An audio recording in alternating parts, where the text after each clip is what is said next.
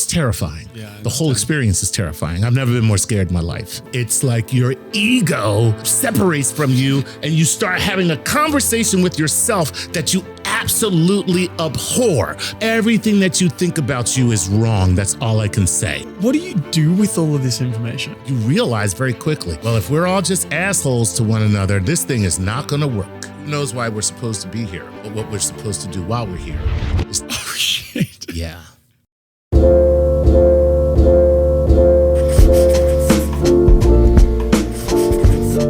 Welcome to That One Time with Adam Metwally, the podcast bridging the gap between health, hustle, and happiness. I am at Podcast for a While in Chelsea, and I'm with comedian Chuck Nice. How are you, man? Hey, Adam. How are you, buddy? Very well. Thanks for coming on. Health, hustle, and happiness. Yes, sir. That's a very cool alliteration of soft vowels. Even though is not a vowel, but the ah sound on it makes it. But that's health, hustle, and happiness because that's a hard thing to balance. That's the goal. A lot of it has to do with poor mental health, believe it or not. Do you think that, you know how there's this idea of comedians have terrible mental health? Is this true? Yeah. Yeah. First of all, the number of comedians that have neurodiverse challenges and don't know it is off the charts. Right. So the number of people who are bipolar, I'm sure, are exceedingly higher than the normal population amongst comedians from what I've been able to see. What do you think that is? It's it's the mental health deficiencies that draw you to the job. So what mental health deficiencies do you have? Oh, I'm on the bipolar spectrum without a doubt. Really? I suffered major depressive order, anxiety disorder. Now, about a year ago or so, I went to Costa Rica for a week. I did ayahuasca for a week, and it took me off all my medication. Oh, brilliant. And kind of unplugged my brain, plugged it back in. I no longer suffer depression. The bipolarism is pretty much gone. I still suffer ADHD like severely, which I may go back on medication for that because I believe in medication. Yeah. I believe in the science. Listen, it's not an exact science because no two brains are the same. And so I understand it's not an exact science, but working with a doctor and finding the kind of equilibrium that allows you to find balance through medication and therapy. I'm a big advocate for that.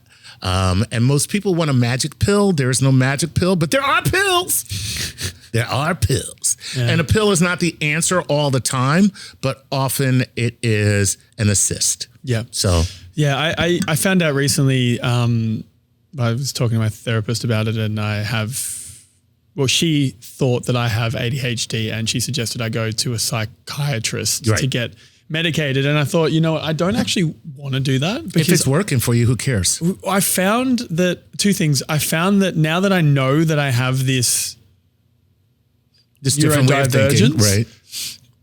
It in my mind has become a challenge to take what is a bucking bronco of a brain and harness it, as opposed to it being a problem that needs to be blunted.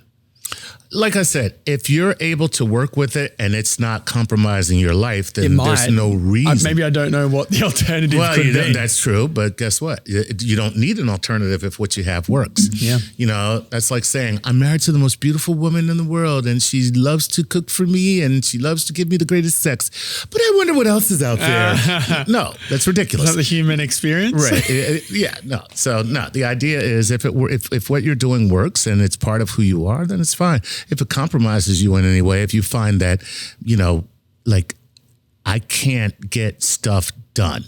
Yeah. I can't seem to finish. I can't whatever. Then you need to get help because that's not good. There's a guy I follow, I can't remember his name, but he was saying that ADHD was potentially caused by brain trauma. So like getting hit on your head as a kid and it changes the pathways, and there's a way to actually come back from that through different like neuroprotective compounds and supplements to bring that. Yeah, that sounds like down. bullshit. You think so? That sounds like somebody trying to sell some supplements. Because first of all, what you'd have to be able to do is identify the point of injury. So you were hit in the head as a kid. Okay. So first of all, you'd have to identify that incident, number one. Then number two, you would have to be able to somehow go back to that incident, measure the severity and measure the damage that it did. See how your brain rewired itself so that it is now you're suffering ADHD. And then you would have to say, whatever I'm taking, these supplements, whatever, are now effectively treating that. And that's just too much to ask of something to be, legit. Yeah, here we go. I found something. So traumatic brain injury can lead to ADHD diagnosis or symptoms. Now that I believe. So but go ahead. Yeah, that's pretty much it. So basically the idea is that managing combined ADHD and brain damage can be improved through cognitive behavioral therapy, physical therapy, and medication. So it was ADHD can be managed the same way, even if it isn't through traumatic brain injury, TBI. So like, as an example, what I would say is, as a kid, or you're playing sport, you get knocked in the head, you don't think too much of it, but maybe you do that 10, 20 times over the course of 6 years, and then you develop ADHD diagnosis, and you never can tie the two together, but you can improve your brain health through various things. So that's just an idea I've been exploring. And I've well, no, that's a good idea because it's true. Yeah. I mean, however, there is some damage that just can't be it's not on the, I don't think on the extremes, but in the middle, I think it may be also a positive. And then also the idea also is, so every brain is different. And so what one brain responds to another may not. That's right. But, so for instance, there are a lot of the drugs that work along the ion channels of the brain. They have no idea how they work. No, I'm serious. They just know that they work, but they have no idea how. And it's because they have no idea how. That's why the doctor says, we're going to start you on this dosage and we're either going to take it down or take it up. But here's the standard dosage, because they don't know how it works. Therefore, they can't say, well, this is going to do this to your brain. Yeah. Every brain is different. So, this is what makes it so difficult because, when it comes to neurology, there are certain things that are standards. There are certain things that are standard variables. And then there are certain things that just don't apply to you. Yeah. They apply to maybe 80% of other people, but they don't apply to you. So, that's what makes it so difficult. Yeah, for sure. I want to explore this ayahuasca thing. Would you be open to talking about that in a little bit more detail? Because that's fascinating to me. I spend once a year, I take myself out to the mountains, and I'm alone, and I do mushrooms as a hard reset. So I just came back from that last week, but I've never done ayahuasca, and I'm keen to understand what made you think that this might be a useful tool to help you, and then what happened? So first of all, it's been done and used as, they call it the medicine. Yeah. And it's been used as a medicine for thousands of years before recorded time. Indigenous people to the part of the world that where it's grown and practiced, they've been doing it, and they do it as a means of connection and a means of realignment. Yeah. And did you see God? I already knew God, so I didn't need to see God. I had some very I had some very profound experiences that surrounded God. Yeah. In the expansion of the concept. So impossible to explain, though, isn't it? You cannot explain it. You become not one, because that's to me, it's very cliche. Connected You in a way that you've never felt before. Of the universe, where you the are aura. From the rapid fire, the aura in it, but not in a corporeal sense, and not in a spiritual sense. In this kind of one dimension of ongoing, never-ending astral plane existence that's what happens to you. And, you know, for me personally, I met some beings that from our in-between dimensions, I saw like an infinite number of dimensions. Sounds crazy when someone listening to this sober that's never done it before hears that. So dimensions go out, up, and down. So there are dimensions alongside of us. There are dimensions above us. There are larger dimensions. There are smaller dimensions. And it's so weird. It's kind of like a multiverse. That's the easiest way I can explain it is like you get to see the multiverse. Interesting. You get to see it. Yeah. And I met these beings that lived in between the multiverses. And I was like, hey, what are you guys doing? And like, they were scary as fuck. And like, but they laughed and they told me jokes to make me comfortable. And then they explained it's on brand. What's that? That's on brand. That is. And then they told me that their job was to transfer information because dimensions cannot interact with one another. And their job is to transfer information so that we can receive, but we will never be able to touch and be a part of, but we'll be able to receive and feel things from other dimensions. It was trippy as hell. What do you do with all of this information? Like, how do you reconcile that into your normal life?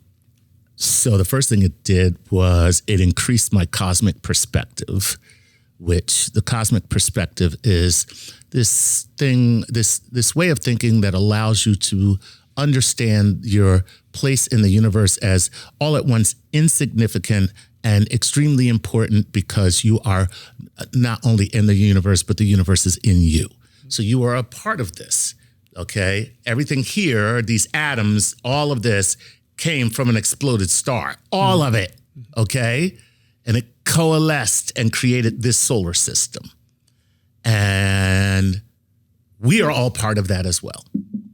And the conservation of energy and matter means that when we die, these atoms don't disappear. They go on. Now, consciousness is a completely different thing, but the being, the existential nature of it, that's going to be here. Okay, so we're part of that, and it expanded that cosmic perspective. So it gave me it increased my awareness of connectivity. So I no longer look at people. I look at all people as stupid now, unfortunately. I can't, like, once you didn't think that beforehand? I kind of did, but not. Now you know. Oh my God. Now it's Am I stupid? Everybody is. I could be stupid. We're all stupid. Yeah. How do you become less stupid? You do ayahuasca? No, to become less stupid, you get outside of yourself. Through ayahuasca? Well, no, the more you get outside, you don't need ayahuasca to do it. What's an example of getting outside of yourself that you mean? Okay, so lose your ego. Okay, how do you lose your ego? So the way you lose your ego. Ayahuasca. That's one way, but psilocybin is another. I mean, if you, those are shortcuts. Meditation is one of the ways you can do it. You can meditate and you can pretty much achieve the same thing. It just takes longer. It's a lot more work. Slower. It's slower and it takes a lot more work. Do you meditate? I should do it more, but I'm going to go back to it. I was meditating for a while. Yeah. It's hard work. I don't care what anybody says. Okay. It's hard work. And what I made the mistake of doing was meditating and thinking that I was going to get immediate gratification from like it. Going to the gym. It's not right. It's literally going to the gym. It takes a long time and you got to keep doing it. And so, and now that I realize that, I'm like, okay, I'm going to start off slow and just keep doing it. Slow, build, Yeah. build. And then, but through meditation, you can reach the same, you can lose your ego. Yes. You can experience ego death through meditation. Without ayahuasca, have you experienced ego death yet? No. Well, yes, I have before that through a different spiritual means, but. What was that? Yeah, well, I don't want to get into that. Let's just say that I had a spiritual life that was quite rich even before I did ayahuasca, a life that I left. And part of it was very intense prayer. Okay. I mean, for hours and hours, which is just another form of meditation to the point where I would be transported to places, I know that sounds crazy. No, it doesn't. And I wasn't really transported physically, but consciously. And I mean, it was very real, Yeah. but it came from this state that I would achieve through prayer. Okay. And do you follow any monotheistic religion? Not anymore. Okay. I want to believe very much that there is a God who is personally involved in all of this and loves me and is caring for me and wants to take care of me. I want to believe that very, very badly. Yeah. Chances of that happening and being real are very, very slim. But that's what faith is all about. However, faith is a real sucker's game too, because it's just like, well, if you don't have faith, then it doesn't work. Yeah, and it's like, but if you do have faith, right. It may still not work. Right, exactly. And but if it doesn't work and you have faith, then this is God's plan for you. Right. So that's it's big circular reasoning that's kind of bullshit, right? Yeah, right? However, here's what I do know. When you look at the good of all religions, which most people do not take, what they take from that is they take our monkey mind and marry it to a religion. And here's my monkey mind, okay? And I don't like you, and you're different from me, and you have to go. And if you don't believe what I believe, then you need to die. And they take all of that, and then they marry it to God loves you. And because of that, you have to believe what I believe, or I'll kill you. And that's so ridiculous. It's so stupid. And this is what I'm saying when I say everybody's stupid. This is kind of what they say in the Bible, that the Old Testament literally says, stone anyone who tries to take you away from God to death. Exactly. Right. Right. Right.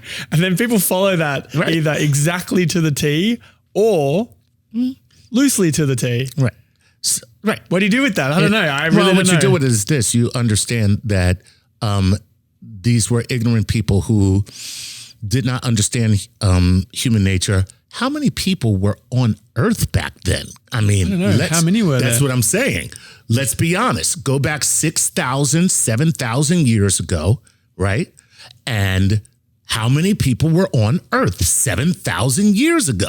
And I will tell you, it wasn't that many. There's 8 billion of us now, okay?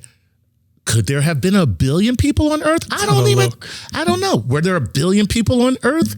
There's 354 million people in America right now. Do you think there were 500 million people on Earth 7,000 years ago? So during the core writing phase of the Old Testament, 900 BC to 200 BC, between 50 and 200 million people. There you go. Less than this country.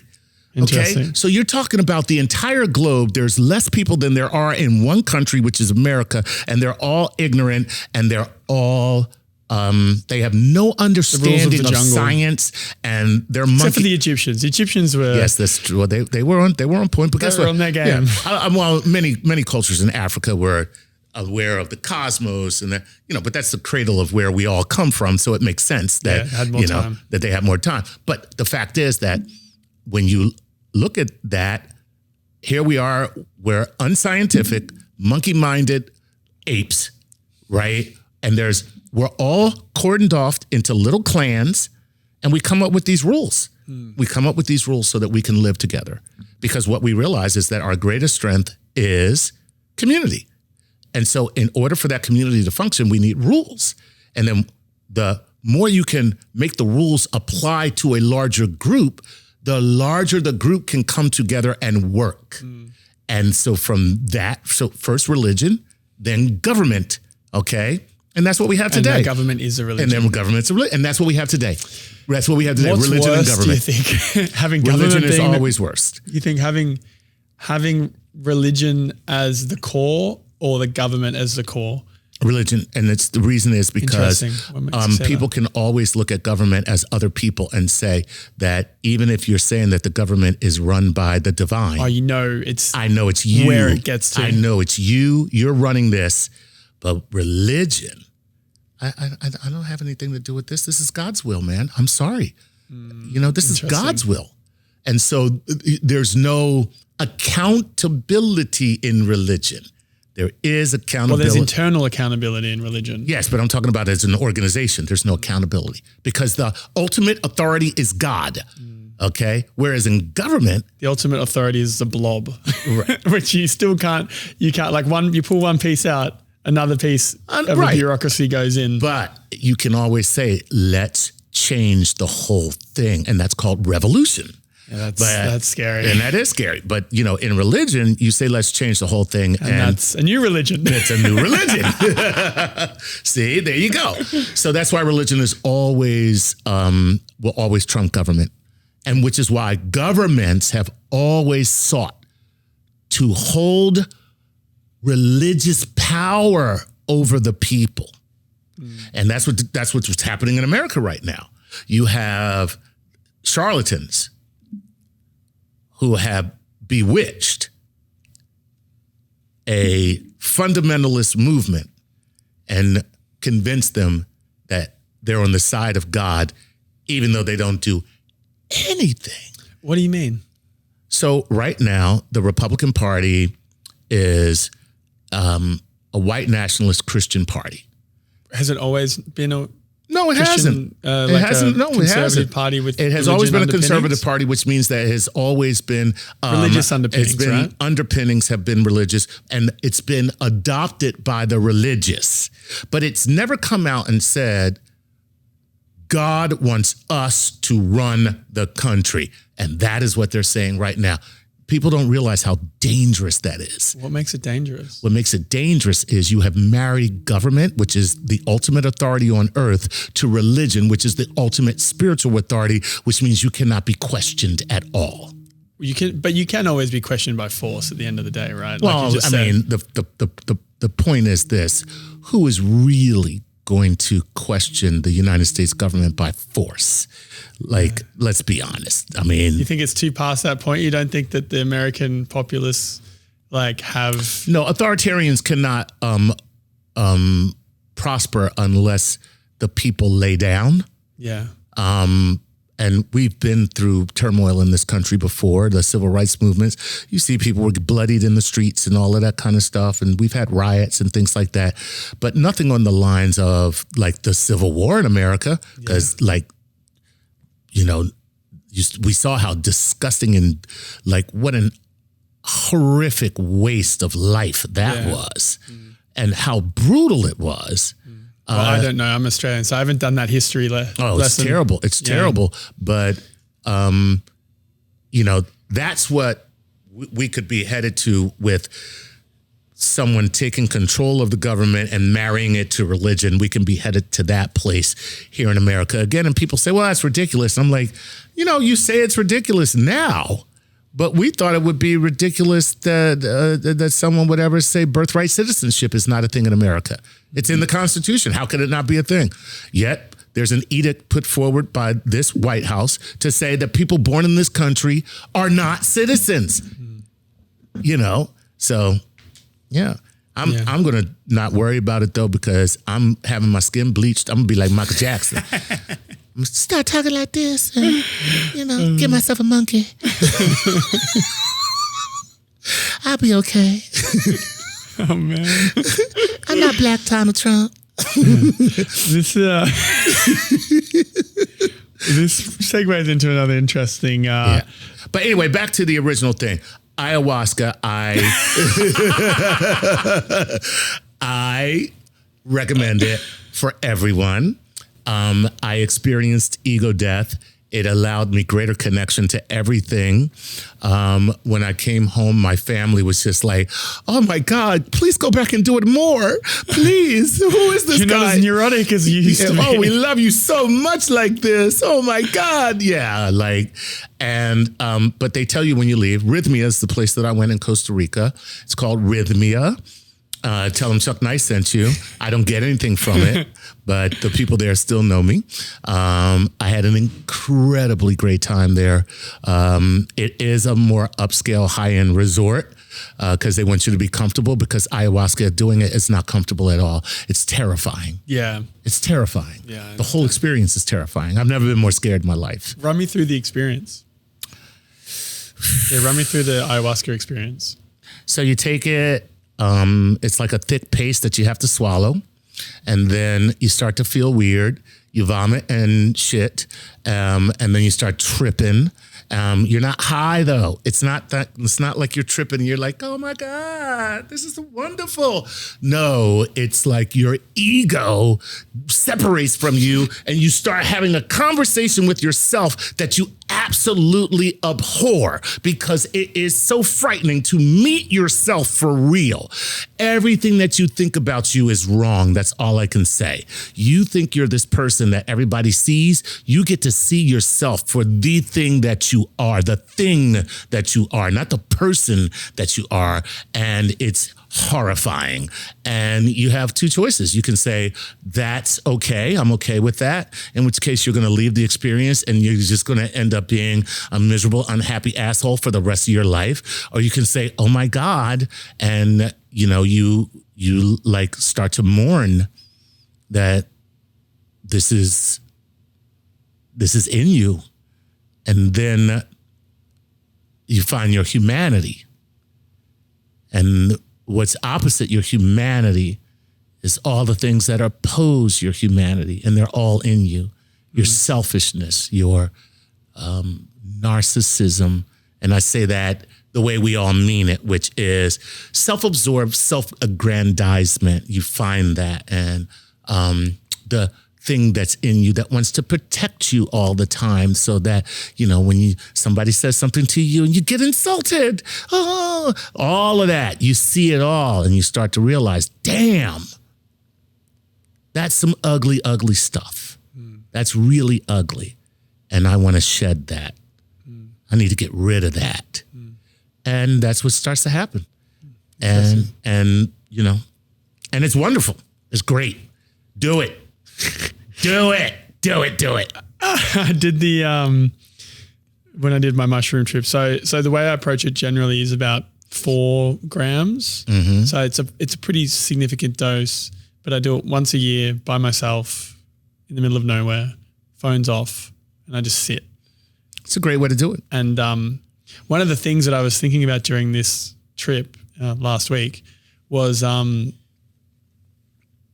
of what you were saying, the idea that as humans, we have within ourselves this like light and love, and then at the exact same person has this deep darkness that they of just this destruction that either can come out of the same person, and we all have it. It was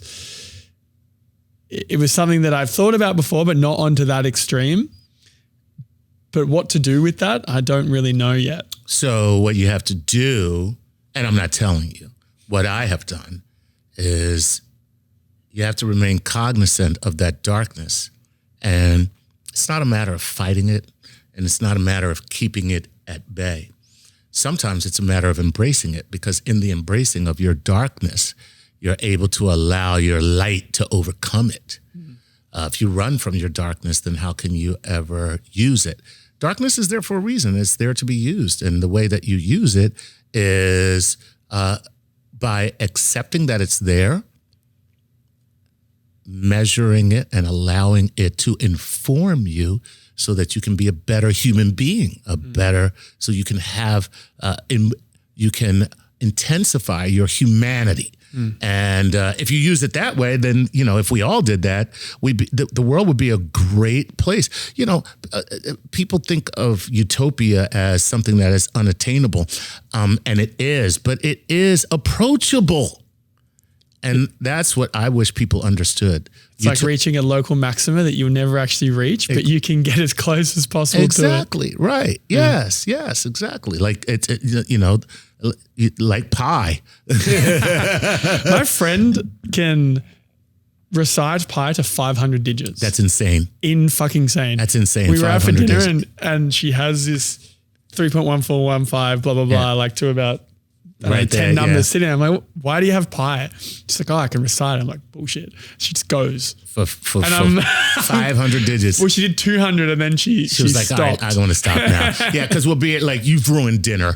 Okay. They're closing the joint. Okay. Can you stop with the pie? Because guess what? By the way, I had some pie while you were reciting pie. Literally, I made a pie. That's how long you were taking. But yeah. Insane. How have you gone? The important part about doing spiritual esoteric journeys is the integration back into general society. Because I think people get lost in the source and they, maybe they become extremely religious and they go down that path and then they're just disjointed from reality, or they go down this spiritual path, they do a bunch of drugs, a bunch of ayahuasca, a bunch of mushrooms, and they become this fairy that just can't interact in the world. And it's kind of useless. Right. So how have you approached reintegration after this experience? Just quickly though, I love doing this podcast. If it's positively impacted you in some way and you would like to support us, please subscribe. By subscribing, it allows us to build a much bigger base of listeners, which results in better guests, better production, and a better show overall. Alternatively, please take a look at the affiliate links of the products that I use and love in the comments below and consider purchasing using those links. They'll give you a discount and they'll also provide the podcast a small kickback. These are two very easy ways for you to support us as we continue to grow the podcast that we absolutely love doing. Thank you for your support. And now back to the episode. What's most important for me is that I affect the world positively.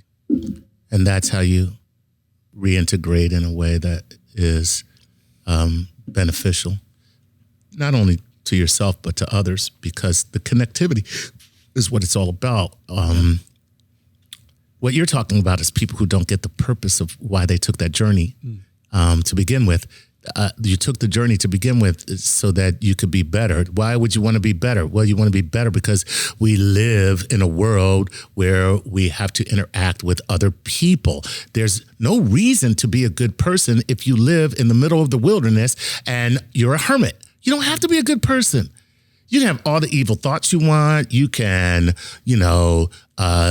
go around and, piss on gophers. You know what I mean? Like, sometimes they charge you extra for that, but, I go to gopher strip clubs. How can I say? Yeah. But anyway, the fact is that, you can do whatever you want when you don't have other people, right? That's why people who live in rural societies tend to be far less compassionate than people who live in cities. Because when you live in a city, there's always somebody there. There's something going on. There's somebody, there's something, there's always another person, right? And so you realize very quickly, well, if we're all just assholes to one another, this thing is not going to work. Unless it's New York. Well, no, New Yorkers are really great people, I got to say. There's not, you know what we like to do? We like to yell at each other. That's all we like to do. We like to yell at each other, but what we are is pretty polite because there's 8 million of us living in relative peace and harmony, and we realize that the only way that's going, get on a subway, right? What do you see mostly when you get on the subway? Crackheads? Well, no, you don't see crackheads. You see people pretty much standing there minding their own business, going about their business. That's really what you see. Depends on what part of the city you live in. That's true. I mean, there's really not that many crackheads in New York. I mean, there's enough. But way more than I'm used to coming from Melbourne and coming from a regional city in Australia. Well, there's more drug addicts in the U.S. than pretty much anywhere in the world. But that's crazy. Yeah, well, we love drugs here. You know what I mean? Because the good ones and the bad ones. Well, they won't legalize it. So that's why, if they were to decriminalize and legalize drugs, we would love them less, So we love what we can't have. Yeah, everybody does. You think that's the core reason why? It's not the core. The core reason is that we live in a society that values things more than people. That's the number one core reason why people love drugs here. It's a great American dream. Yes, that's it. Get all the things. It's a lie. It's a lie. And the more things you get, the unhappier you will be if the purpose of you getting things is to get things. So sorry to tell you, but guess what? The more things you get, the less happy you will be because things don't make you happy. All right. I'll tell you what makes you happy when you get something and share it with somebody. That makes you happy. Yeah. You know what I mean? It's like I bought a new car and I bought it and I immediately thought, I had some buyer's regret after I bought it. Oh, really? Because I wanted it for a while and it's a nice car, right? But I already had a nice car, like another luxury car. Yeah. Right? But I wanted this luxury car because it was like the luxury car I really wanted. Yeah. But it's more expensive and everything. But I went and got it. Guess what? I felt regret. No different. I felt regret. Yeah, it was worse. Yeah, it was worse. I felt regret because I thought it was going to do something for me. And then I was like, man, I should Uber drive with this car. I don't need any money. I should Uber drive and give the money to charity. Like I might still do it. I mean, you could probably make more money doing comedy and just give that to charity. No. Oh. No. I work. No. What's the difference? It's the same amount of time. No, because I that's my living. So I do give money to charity from the comedy that I do. And I do a lot of charity work with my comedy, but that's not the point of doing comedy. The point of doing comedy Get in the bag. is, for me to live and survive. That's the point of me doing comedy, not for me. You got to be realistic. Fair enough. You know what I mean? If you're unrealistic, you should read the story. I forget his name, but there was a man, he decided he was going to give away everything that he ever had. And no matter what he did, he was just going to keep giving it away. And he died, of course, broken, and his family hated him. Yeah. I forget his name. It's a true story. He just decided he was going to give away everything. What was the lesson there? The lesson is a balance is very important no matter what the thing, whether it's charity or, no matter what it is, balance is a part of life, balance is a part of life. And so if you're trying to get things just to get things, that's terrible. And if you're trying to get things just so you can give them away, equally as terrible, It's like they're both like this kind of psychosis, So the idea is find the balance and then find your balance and then find what is it that makes you happy.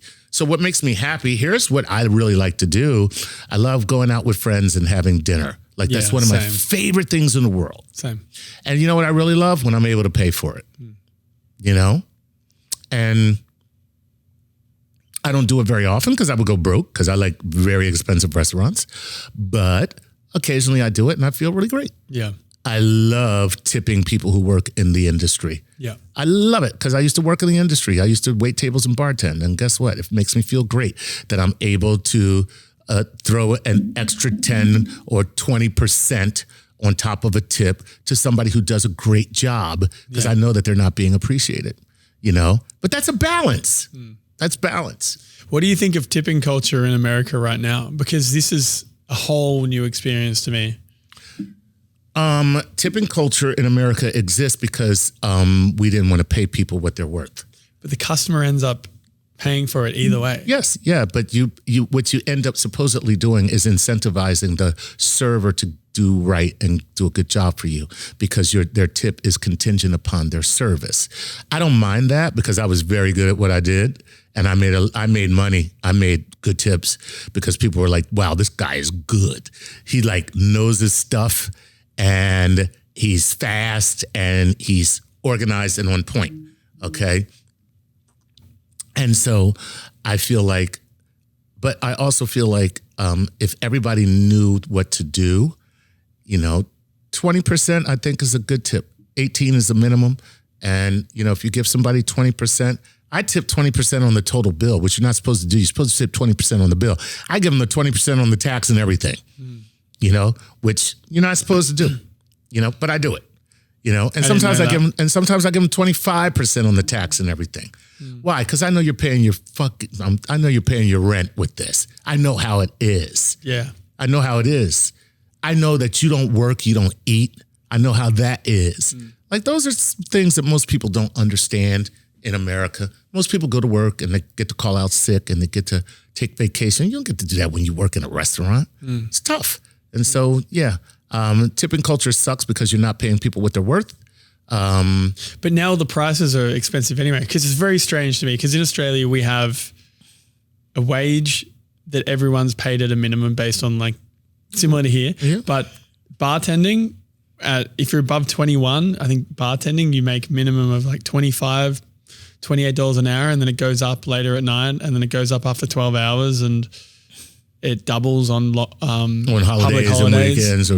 So you make, and also the cost of living is low. So it's called a living wage. It's amortized into the food price. Right. It's called a living wage. No one tips. Nobody tips. Of course, no. Most places they don't. I mean, that's why we have Europeans. They come here and you work in a restaurant and you see a bunch of Europeans or Australians and you're like, oh God, help me. Because they're not, it's not that they're cheap, it's that their culture does not allow them to do this. Yeah. But here, that person, guess what they're making an hour? $13. No, Less. It's less. $7. Really? Even now? Yep. That's ridiculous. Yeah. And some of them, and some states, they don't even allow you to do that. Some states it's still like 5 something an hour. Yeah. And restaurants still go out of business here. Yeah. And That makes no sense. because the margins are so small. But the margins are small in Australia and the labor cost is way higher. Yeah, you're right. And they put it in the price. And here, I don't know why, but I mean, Something's off. Also, too, you don't have restaurant groups in Australia like you do here, like these large conglomerate. We do have some, but usually they're shit. Yeah, but they're not good operations. No, here, you see all these restaurants in New York City, like 13 or 14 of them are owned by the same, and they're all different restaurants, independently run, and there's in a restaurant group with 13 different owned by one. Yeah, so. And they're making money. That person is a millionaire. It's all about a transfer of wealth to the top in America. Just know that. Everything you do is about transferring wealth up the scale, not down. That's America in a nutshell. Okay, rich get richer. So you have one restaurant, you're going to struggle. It's going to be very difficult. You have 15 restaurants, you're a millionaire. Yeah. It's called scale. Everything in America is about scale. That's it. And it's funny being an Australian experiencing the US and coming here with just no expectation going, oh, this is interesting. That is true. Scale is the game. But then also there's this underlying feeling that everybody can hit that goal. Well, that's the big lie that everybody wants to tell you. I was on stage last week and I don't know what came over me. I just deviated from my set and started talking about how stupid we are in this country. And I was just like, I got news for you guys. You're not rich. I know you live here in New York City and you make like $6 million a year. Okay. You're not rich. Okay. Like you're what we call in America a high earner. All right. That's how the government looks at you. You still pay taxes. Rich people don't pay taxes, bitch. They don't pay taxes. They borrow money from themselves against their assets, and then they pay themselves back, and then they deduct the interest. They don't pay taxes. You have to earn because an asset they base don't have income. Yeah, you have to earn an asset base to begin with. Exactly. And so the idea, it's a lie. You're never going to be that rich. I said, here's my joke. So I just got my tax cut, yo. I just got my tax cut. I mean, so all I have to do to really get it is make $500 an hour, 24 hours a day, 7 days a week for 114 years. And then I'm going to get my tax cut because that's how long it takes to make $1 billion at $500 an hour. I mean, they're playing different games, though. Yes. It's a very different game. It's a different game. And guess what? Until people wake up and realize that there's a very, very few people at the top, even in the 1%. I think I fall just outside of the 1%. Yeah, of course. And it's because there's so many poor people in America. You dumbasses. I don't make that much money. You're a dumbass. Well, yeah. I'm just outside of the 1%. And I don't even make that much money because you're fucking poor and you're too stupid to know it. You fucking dumbass. God damn. So the real deal Tell me how you really feel. So the deal is if we all woke up and realized that these few people at the very, very top that are migrating wealth to them, okay, constantly, and we said, nope, we're taking it. Well, that's a transfer of wealth. Yes, it is. But how would you even take it? It's called progressive taxing. Okay? But then don't they just leave to another country? No, they don't. Okay? That's what happened in France. They did a wealth tax and a bunch of... I'm not talking about a wealth tax. That's not a good tax. Wealth tax is not a good tax. Okay? Then you leave. Okay? I'm talking about progressive taxation. And then you get paid, you tax more based on your earnings. Yes. Well, that's what we do in Australia. Right. But we already have that, but it's on income. No, we have too many loopholes. It doesn't work. What you have to do is say, like, here's what we used to do back in the day when we were the most successful nation on earth. There was no tax. No, that's not true. It was 1% tax. No, it was 90% was the highest tax bracket. When was that, in the 80s? No, that was under Truman. When was that? 90s? Truman and Eisenhower. No, that's back in the 40s and 50s. right. Truman and Eisenhower. 90% was the highest tax bracket. It meant that once you got up over like $50 million or something like that, right? Adjusted for inflation. I don't know what the number is. But let's just say, all right, let's just say in America, we say, okay, once you make over $100 million, we're taking 80% of that. But does that not de-incentivize No, it doesn't. people? No, it doesn't. Let me tell you why. Are you sure? Of course it doesn't. What makes you say that? All right. So here's the deal. You already got $100 million. What more can you do?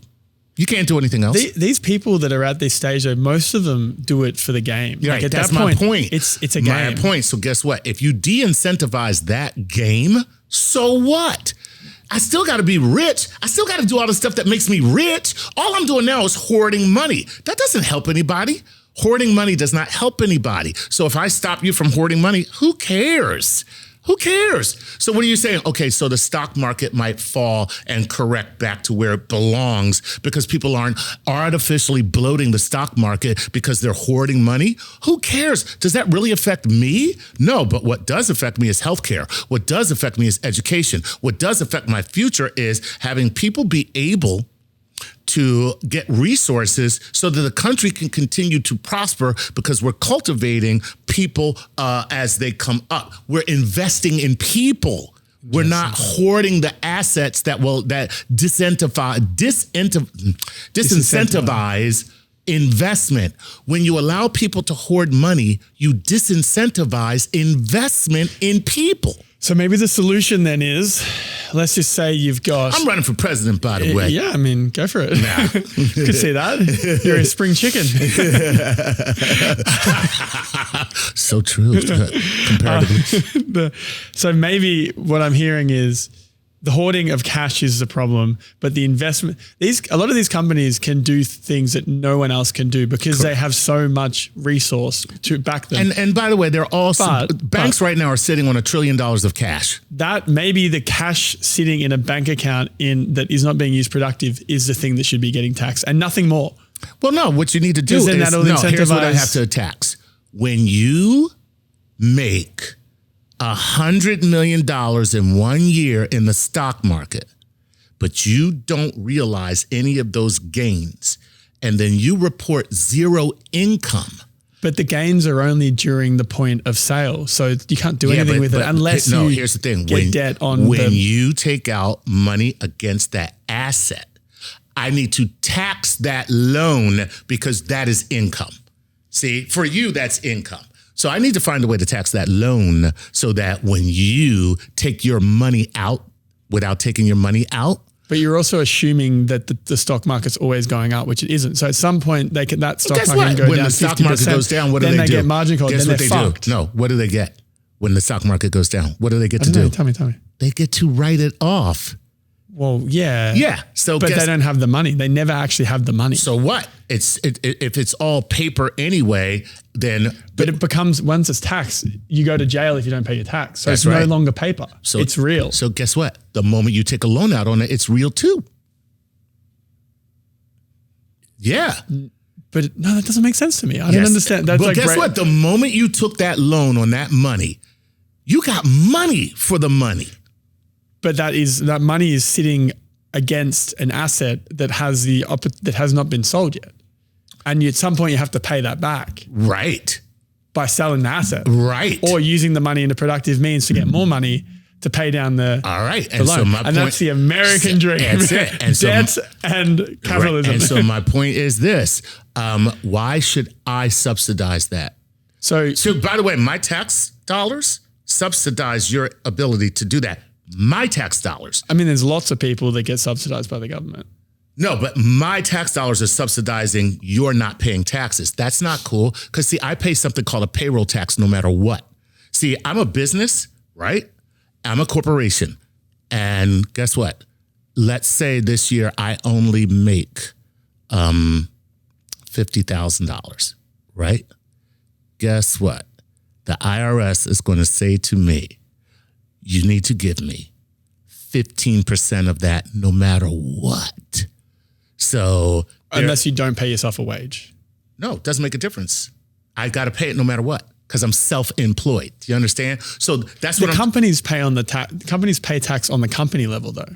Yes, they do. And on the personal level, I pay both. Yeah. Because I'm a corporation and a person. That's my point. So here's the deal. No matter what, I'm going to pay taxes. So no matter what, they should pay taxes. The difference is they've set up a shelter where they're able to dodge this. Now, the other thing, individuals though, but not the companies. All the companies pay tax. The companies pay payroll tax. The companies pay staff who then pay tax. Yeah, but guess what? The companies aren't paying payroll tax. Don't you have to pay like? Yeah, you do. But guess who pays that? In New York, right? Who pays it? When you look at your check, what's it say on it? Oh, no. It says payroll tax. The payroll tax. There's two payroll taxes because I was looking into this. There's a payroll tax on if you own the company and you want to employ someone, the government takes 8%. That's what there you go. So that's my point. Everybody's paying it. Everybody's paying. Right. But that's the point. The point you're saying is I understand the point, but also the challenge is that there are all these big companies are getting paid tax, and all the people that are like billionaires pretty much own equity of these big companies, which they don't sell because if they sell, let's just say they sell a big block of this stuff, then they lose equity value. It's all I'm saying is does that make sense? I know what you're saying, but here's the thing: you're touting the talking points of rich people. Of the truly I'm an rich. aspiring rich. Yeah, that's all. You're touting the talking points of, right. You're touting the talking points of billionaires. Doesn't make them not true, though. My point is, I don't care about you. I don't care. Okay. The fact is, I care about you. No, but they would not you. I'm talking about billionaires. Here's the deal. At one point, if I was a billionaire, you wouldn't care about me? No, fuck no. Oh, no. What if I took you out for dinner? I still would not give a fuck about. So instantly, you're a billionaire, and I hate you. I don't hate you. I don't care about you. Okay. I don't need to care about you.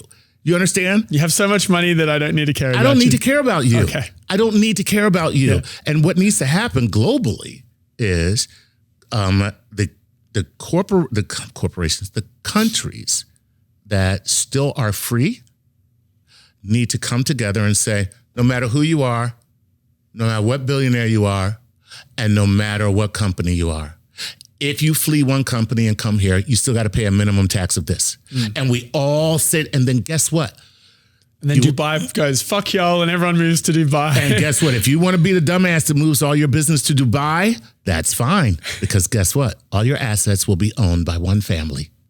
And guess what? If you want to take that choice, you want to move to China, move your company to China, go right ahead. Want to go to Russia? Ma, see you later. Yeah, want to go to Russia? Go right ahead. Look at what Xi does. He tells corporations, guess what? You don't get to do that now because this company ultimately belongs to us. See the Jack Ma thing? He just got he started talking out against the CCP, and the next thing you know, he just vanishes for a few years. That's my point. Crazy. Yeah. So this is the thing. Freedom cost. And so all these free countries should come together and say, look, we have a minimum tax and we're all going to abide by it because across the world, what's happening right now are two things. One, there's a migration of wealth to the top. That's number one. Two, authoritarianism is taking over. And the reason that authoritarianism is taking over is because there's a migration of wealth to the top. And the way we stop it's a reaction. It's reaction. Sure. And so the way we stop that is stop the migration of wealth to the top. The funniest part, we'll wrap this up for time soon, but the last thing I want to say on this point is... I didn't mean to spend this much time on this. No, it's fine. I love it. I find it fascinating. Really? Yeah, I find it fascinating. I feel like I'm boring the fuck out of people. No, They're no, just not like, at all. he's a socialist, which I'm not, by the way. I'm a straight up capitalist. I'm somewhere in the middle. I believe with capitalism with guardrails is what I believe. Yeah, for sure. Capitalism with guardrails. For sure. Yeah. And what the guardrails are just depends on the situation. Exactly. So. And I don't know. I don't have a solution. I'm just saying it used to be there was a 90% tax bracket and it worked just fine. Okay. I'm not saying that we go back to that, but there's a way to let people pay taxes and let society benefit. That's all I'm saying. Yeah. So the high rates, just while we're on this point, high rates 1944 to 1963 initially came to pay down the wartime debt and economic policies. But it worked. It did work. Yeah, it did work. It worked. Well, I don't know too much details on what happened next. Yeah, what happened next was Republicans came and said that something called trickle-down economics is what will stimulate the economy. And we've been... look at us now. And then we got to zero interest rates and we reached the peak. That's right. And now it's all downhill from this point. There you go. But the little point I want to make before we go on to the final part of the podcast is...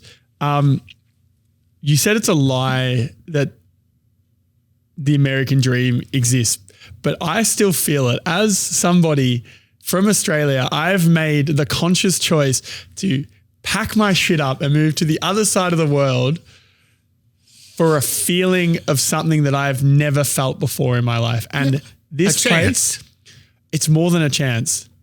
Honestly, I feel like I can have and do and achieve everything I could ever dream in America. Yeah, well, more than Australia. And I lived a good life in Australia. Yeah. And guess what? It's possible that you can. What I'm saying, very likely. And give me 10 years here, we'll come back and it'll be you. I'll be like, I told you. And guess what? I believe that. But here's the thing: that doesn't mean that you shouldn't pay your fair share along the way. Sure. And it doesn't mean that. So let's just say that you came here for that. Would that change if they raised the top tax bracket by 10%? The very top tax. Would that change for you? 10% and 80% are two very different things. So. No, I'm not saying let's go back to 80%. Got it. All I'm saying is we need to go back to something more reasonable. We've been lowering taxes since the 70s for people, and it's not working. That's my point. No, it wouldn't. But I would do exactly what they do and do everything I possibly can to minimize my taxes. Everybody does that. And if I can do it legally, great. Yeah, everybody does that. And that's the point. So you have to change the tax code so that it's progressive and that it helps all. Yeah. Okay. Also, you have to understand that the reason why you feel that is because the infrastructure of America is affording you the opportunity to live your dreams. Well, that costs. Yeah. That costs money. You don't see it costing money. I mean, at this stage, that's a whole other thing. I mean, it seems like the bloat of buildings, the building times that you have in America now, everything takes forever. Everything's stuck with regulations, slow, arduous. All of the infrastructure in the country seems to be falling apart. I've driven between LA and New York. Right. And we have to change that. But that's called red tape. That is bureaucracy. That can be changed. And it's not changed by slashing government, believe it or not. It's changed by reforming bureaucracy. But, listen. It's another 2-hour conversation. That's another long conversation. I love it. Look, at the core of it, I love this place. And I've become deeply curious about the way the country runs and the things that pull the strings. Because in Australia, no one gives a fuck. We're just going to the beach and living our lives. Well, guess what? That's not a bad life either. It's not a bad life.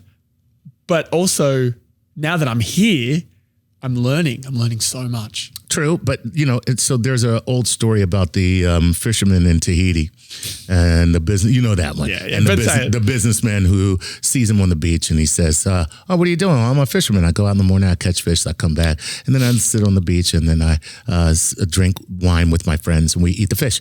And he goes, "Well, what you should do is you should invest in more nets." He's like, "Why?" "So you can catch more fish." And then why? "Well, when you sell more fish, then you can buy more boats." "Well, why?" "Well, because when you have more boats, you can get even more nets and then you can hire fishermen." "Well, why?" "Because then you can catch even more fish and sell them." "And then what?" "Well, then at some point, what you can be able to do is sit on the beach and drink wine with your friends."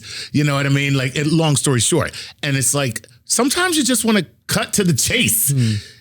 Americans work like dogs all their life so that when they're 65, they can retire and die at 70. Retirement is a trap. That is a scam. I believe that is one thing that is a lie. Yes. The concept of working to your 65 and retiring at 70, retiring at 65, complete lie. Yeah, it is a lie. And also, too, what you should be doing is something that allows you to have purpose and feel good about getting up every day. Yeah.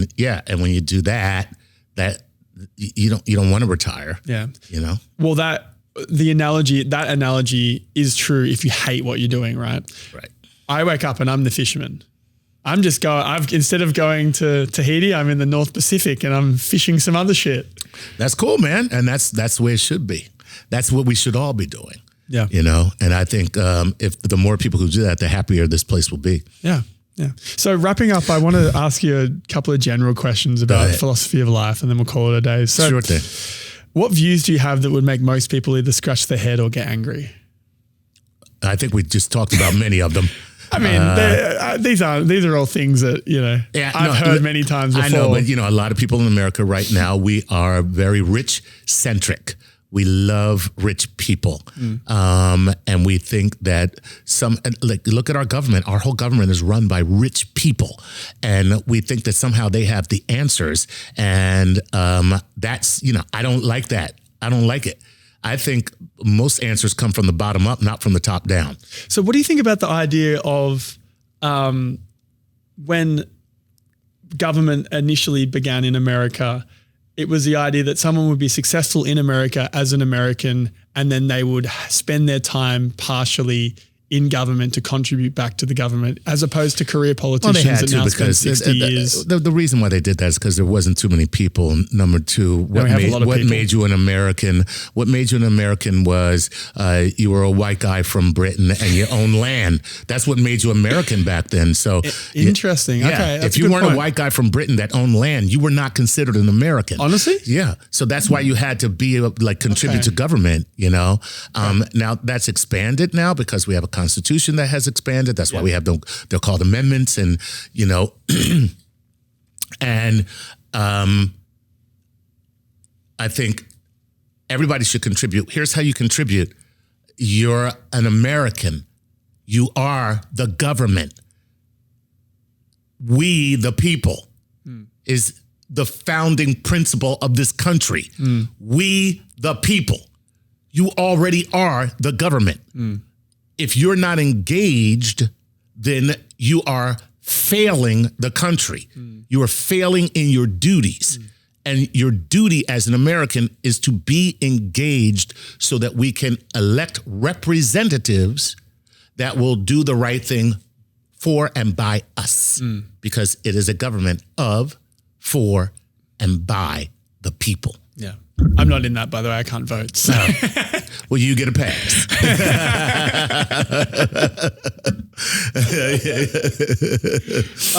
Well, that's another interesting comparison to Australia. It is legally required. Every single person in Australia has to vote. And if you don't vote, you get a fine.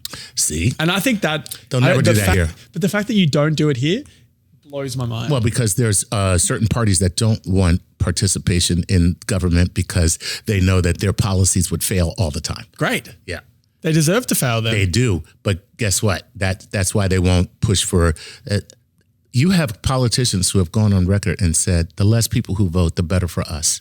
Yeah. So that's America. Yeah. Crazy place, this one. But we love it. We fucking love it. What's one of the biggest things over the last 2 years you've changed your mind on? Well, the biggest thing I changed my mind on, period, I would say is homosexuality. What do you mean? I like it now. I've tried it and it's amazing. What do you mean? It's so good. Tell me more. No, I was raised. What a cliffhanger. No. I was raised to, not raised. I spent time in a church setting where it was unacceptable to be gay, even though there were gay people. It doesn't say anything in the Bible. No, not really. About being gay. It does, but listen. It does, but you can kind of interpret the Bible any way you want to say whatever you want. Yeah, You know what I mean? But that notwithstanding, I don't believe the Bible is against homosexuality because I don't believe God is against people that he created. Okay? I used to think that people chose being gay. And then I realized I can't choose to be gay. And if I could, I probably would because it'd be so much better for me. Like, first of all, a lot more men think I am hot than women. All right. So I would be like ruling. Okay. I mean, they love to fuck. That's for sure. Well, guess what? So do I. And except for those 3 years where you were celibate. Yes, exactly. Yeah. But no, I still love to fuck. I just didn't do it. True. But yeah, I mean, so it dawned on me after some deep thinking, like, I can't choose to be gay. Yeah. And it would work out well for me. Being gay would work out well for me, man. And I can't choose it. As much as I would like to, I can't choose being gay. And guess what? That let me see that if I can't choose being gay, what makes me think that somebody else can choose being straight? Yeah. It's such an idiotic way to think. It's so stupid. I can't believe I ever felt this way. Yeah. And so that's like the biggest like mind-changing thing I've ever had in my life. The other thing is I used to be a Republican and I'm no longer. I'm a very much. At what point did you switch? Oh God, years and years ago. But How many years ago? Oh man, I was probably in college when I switched from being a Republican to a progressive. I'm not necessarily a Democrat because Democrats are idiots. I mean, they really are fucking dumbasses. I mean, like I'm talking about the leaders, not Democratic voters. Depends on how blue the hair is. Yeah. But they're idiots. They don't know how to play this game that we're in right now, Yeah, they'll figure it out. I mean, they're smart. I hope so. Look, they're very smart people. They're very smart people. They're just dumb in terms of like connecting and messaging. Well, the thing is, though, the game that they were using that was working for the last 20 years is no longer working. Right. So they just have to switch it up. Yeah, but I mean, when are you going to do that? When we don't have a country anymore because we have an authoritarian ruler who's like, yeah, guess what? Voting is done. But anyway, that's never gonna happen. Okay. Come on. I don't know about that. Come on. I wouldn't. Listen. Well, we've got it on record. Okay. We'll come back. Here's the plan, and I mean this. Read Project 2025. If you don't think that we're headed towards that, they put it in writing for us. They actually wrote it down. They wrote it down. Listen. Assuming it's true. Until I read Project 2025, I felt just like you. Really? What a ridiculous thing to say. And now that I'm watching Project 2025 come to life, I'm like, maybe we're just manifesting it. All this energy's manifesting. Nah, man. Nah, this ain't no crystal shit. Like, this ain't no crystal shit, okay? This is for real. But yeah, I used to be a Republican, so that's a big change. What else is there? I no longer believe in like the singularity of religion. I used to think like, some religions may be closer to the truth than others, and now I realize they're all really saying the same thing differently, and the purpose that they serve is for us to be able to find our humanity and treat each other with love and respect. That's really what now, everything else, if there is a God, and I'll say if, like barring what I actually believe or don't, if there is a God, I can't serve a God that needs me to fight its battles. Like I can't serve that God. Interesting. I got to go out and fight God's battles. What kind of God are you? You're sending me out there to fight the battle? No. Maybe that's God's plan. It teaches you a way to be best in the world. Yeah, well, that's a dumbass plan, God. Okay, so yeah, I don't need to fight God's battles, and I don't need to judge people on God's behalf. Okay, so yeah, what I can do on behalf of God is love people. That I can do. Well, that was Jesus' whole thing, right? Yeah, it was. That was it in a nutshell. Love God with all your heart, soul, and might, and love your neighbor as yourself. There you go. I like it. It's a nice way to wrap up. But last question for you is, if you could know the absolute truth to one thing, what would it be? Oh, what happened before the Big Bang? Yeah, I was thinking that when you talked about the star exploding. Yeah. Like, that's what I would like to know. That's where God comes in, maybe. What happened before the Big Bang? Or your boys from the in-between. Yeah, I would love to talk to them about that. Yeah, I didn't even ask them anything. I was so terrified. I was just like sitting there and listening to what they had to say. You got to go back and try again. I'm going to. I have a heart condition now, so I don't know. I have to really consult with a doctor to see whether or not I could deal with ayahuasca again. Which, if I can, I'm going to do it again. Yeah. It's a very uncomfortable and unpleasant experience, but it's so worth it. But yeah, I would love to know what happened before the Big Bang. If I could be there and witness it and just see and know, because all the mysteries of the universe are unlocked when you know what happened before the Big Bang.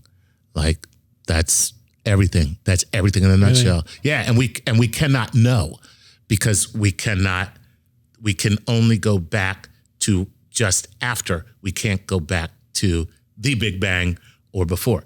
Even the light that we see from the Big Bang, which is the cosmic microwave background radiation, even that is the light from the Big Bang. The temperature of the universe itself is a indication that there was a Big Bang. Like all these things that let us know for a fact that there was a Big Bang, we have all the evidence, but what we can't see is the Big Bang itself, and what we can't know is what happened right before it. And That would be the one thing I would want to know. Brilliant. Same, to be honest. Yeah, it'd be amazing. That and what's inside a black hole. Whoa, that'd be awesome. I'm sure we'll figure that one out eventually. Eventually, we probably. I think we've got that one. We probably will at some eventually. point. At some point, we will. You know what I mean? That'd be very cool. But yeah, I'd love to go inside a black hole and come back out and be like, oh my God, guess it's what? Crazy in there. Elvis is in there. Like, is there anything you're excited about at the moment before we wrap up that you'd like to let the listeners in on? My comedy special will hopefully finally come out, and it's Chuck Nice Just Smart Enough, and it's a science comedy special. It's the collision of science and comedy, and yeah, it's not like me telling science jokes. It's about our relationship with and to science, and that's what it's about. Yeah, cool. Yeah. And why do you think we're here on Earth? No one knows. No one knows. Not for sure. Fair enough. No one can tell you. No one can. Now, the Bible says be fruitful and multiply. Well, we already did that. So now what? Well, now we're going the other direction. Yeah, exactly. Some of us. Yeah, no one knows. And I'll tell you this much. While we are here, I know what we're supposed to do, and that is take care of one another. Period. End full stop. Who knows why we're supposed to be here? But what we're supposed to do while we're here is take care of one another, period. Then, and if we were to do that, like I said, there's no such thing as utopia, but you can approach it. Nice. And if you enjoy this episode, please go to YouTube, search That One Time with Adam Metwally, click like, subscribe, and we'll see you next week.